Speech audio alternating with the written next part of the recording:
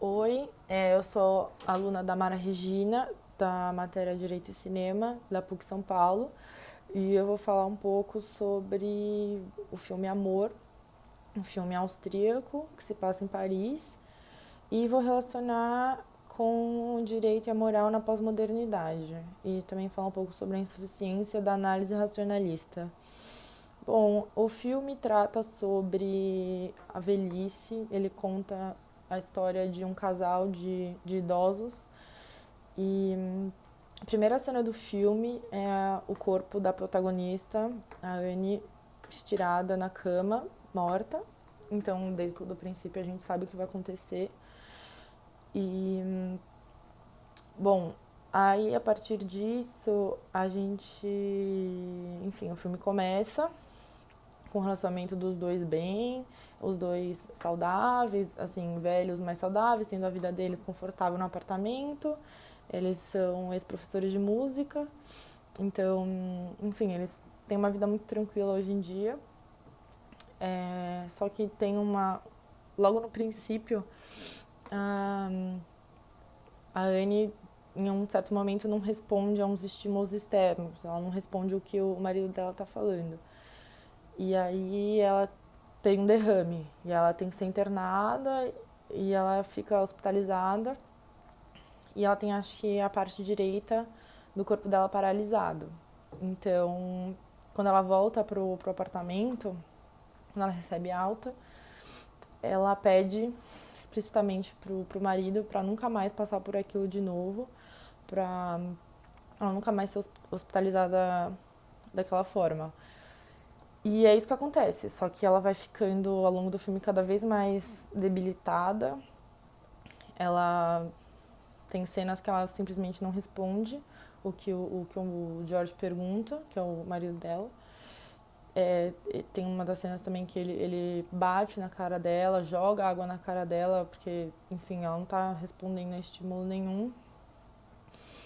E aí você começa a perceber que a relação deles começa a ficar debilitada. É ela, porque fisicamente ela não consegue responder nada. Ele tem que carregar ela em algumas cenas e ele, como é idoso, também tem muita dificuldade. E mentalmente ele começa também a perder. Só de agredi-la, de, de não saber como lidar com a situação. O filme também mostra que eles ficam muito sozinhos, a solidão da velhice, porque tem cenas que um ex-aluno da Anne vai visitá-la e, enfim, não sabe direito como agir na situação que ele se encontra, então é muito, muito vago, ele vai embora rápido. A filha do casal também é uma personagem super secundária, que aparece em algumas cenas, mas que a gente não vê conexão nenhuma entre os personagens, porque, enfim, tem uma parte que ela entra, ela tá na sala com os pais conversando, e ela só sabe falar de finanças, investimentos, e não se percebe ali uma conexão entre família, então ela também fica muito afastada dos pais. E aí isso vai demonstrando cada vez mais que eles estão sozinhos e sozinhos com relação ao mundo externo e sozinhos também na relação interna deles, porque eles não conseguem se comunicar, as cenas são repletas de silêncio. Até que chega uma hora que acho que a situação fica tão crítica para ambos os lados que, enfim, a protagonista está dormindo, a Annie está dormindo e o George ele pega um travesseiro e ele mata ela, sufocada. É, e essa aí seria a última cena do filme, basicamente, né, que ela morre. E, e aí depois ele deixa o corpo dela e sai andando pelas ruas de Paris. Então, esse é o resumo do filme, que mostra a solidão da velhice e a relação dos dois, cada vez se deteriorando. E aí agora eu vou relacionar um pouco com o direito e a moral da pós-modernidade, um pouco com o que o Bauman falava. Eu acho que o primeiro aspecto que a gente consegue relacionar o filme Amor com o direito e a moral na pós-modernidade é o próprio enredo do filme, que trata sobre o casal de idosos.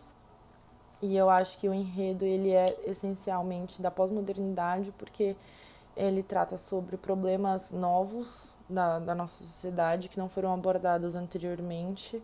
E é exatamente isso que Bauman diz, que as relações morais da pós-modernidade aparecem como problemas novos que passaram despercebidos.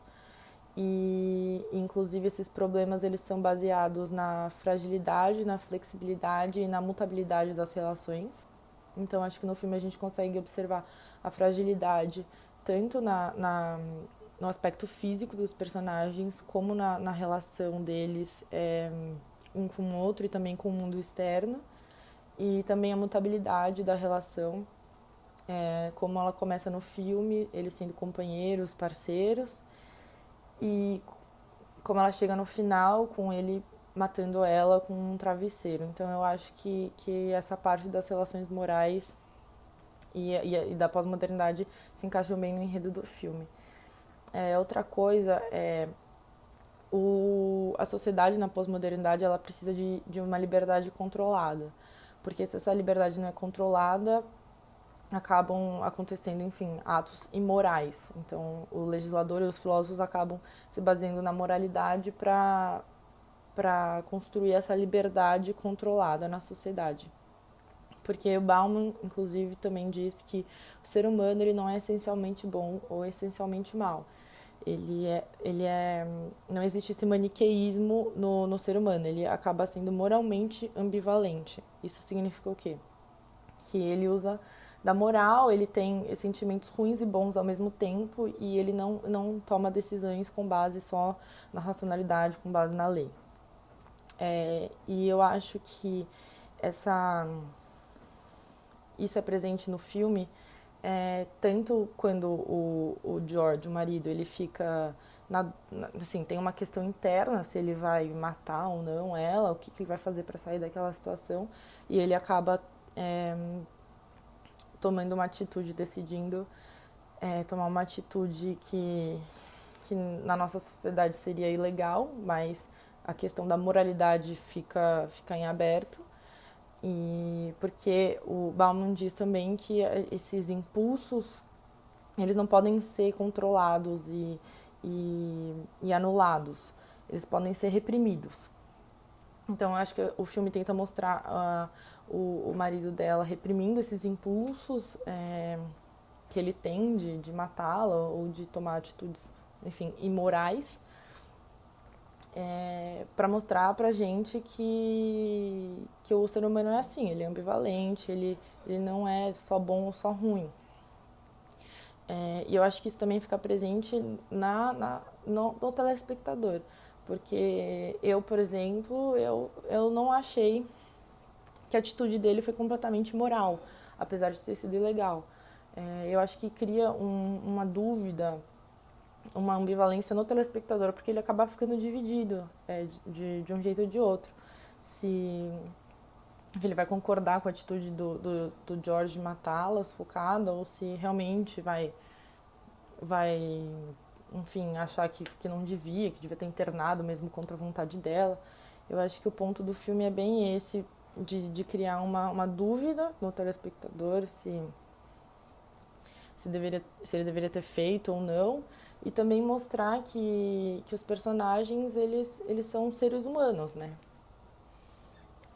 E só para finalizar, eu acho que a conclusão do filme é mais ou menos essa. Ele deixa algumas reflexões para a pessoa que está assistindo sobre a eutanásia, que é você acabar com a vida de uma pessoa que já está, enfim, deteriorada há muito tempo, que ela está sofrendo, ou também submeter essa pessoa a alguns cuidados paliativos que ela não queria inicialmente, que agora ela não tem mais condição de discernir se ela quer ou não.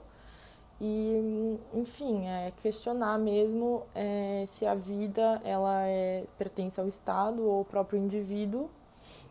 Então, quem que tem realmente a